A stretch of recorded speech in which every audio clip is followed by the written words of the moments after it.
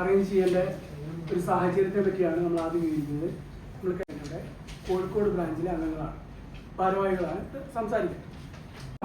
നമ്മളെ പത്രമാധ്യമങ്ങളിലൂടെ നമ്മൾ അറിഞ്ഞ 2 കേസുകളുമായി ബന്ധപ്പെട്ട വിഷയങ്ങൾ സംസാരിക്കാൻ വേണ്ടി നമുക്കറിയാം. മലപ്പുറം കേന്ദ്രീകരിച്ച് നടന്ന ഒരു പെൺവാണിക സംഘവുമായി ബന്ധപ്പെട്ട ഒരു ഫ്ലാറ്റ് കേന്ദ്രീകരിച്ച് ഏൽപ്പിക്കുന്നത്.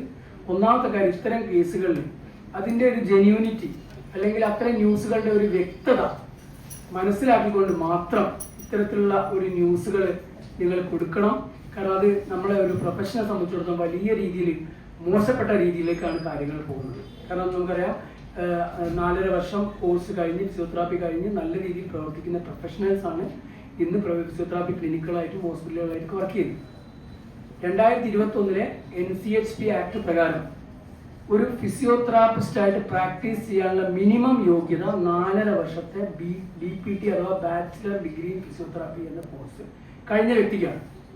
അപ്പോൾ അത്തരത്തിലല്ലാത്ത കോഴ്സുകൾ അല്ലാതെ ചെയ്യുന്ന വ്യക്തികളൊന്നും ഫിസിയോതെറാപ്പിസ്റ്റുകളല്ല, അവർക്കൊന്നും ലൈസൻസോ കാര്യങ്ങളോ ഒന്നും ഉണ്ടാവാറില്ല.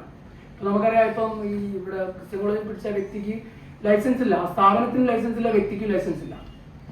അപ്പോൾ നമ്മൾ ഇതുമായി ബന്ധപ്പെട്ട പരാതി കഴിഞ്ഞ ദിവസം ആദ്യം നമ്മൾ നടക്കാവ് പോലീസ് സ്റ്റേഷനിലെ ആയിട്ട് കേസ് നടന്നത്. അപ്പോൾ അവിടെയുള്ള SIക്ക് SHOക്ക് കൈമാറുകയും അതിനുശേഷം ഇന്നലെ ഞങ്ങൾ നേരിട്ട് കമ്മീഷണറെ കാണുകയും ഈ വിഷയങ്ങൾ കമ്മീഷണറെ ഞങ്ങൾ അറിയിക്കുകയും ചെയ്തിട്ടുണ്ട്.